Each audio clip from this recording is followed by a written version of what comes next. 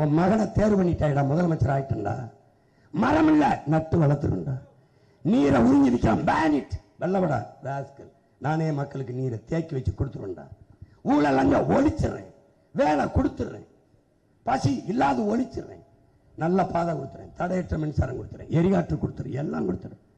எல்லாம் செய்துவிட முடியும்.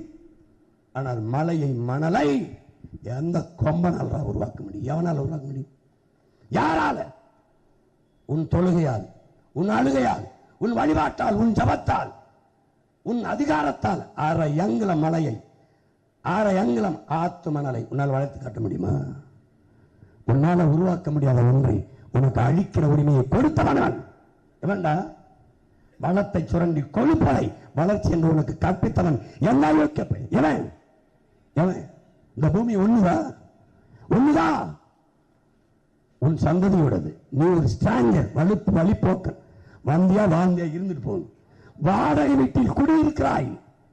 வீட்டை காலி பண்ணும்போது வீட்டு உரிமையாளர் எப்படி பத்திரமா படைப்பியோ, நாளைக்கு உன் பிள்ளைகள்கிட்ட அந்த பூமியை பத்திரமா படைச்சிட்டு போகணும். எப்படி?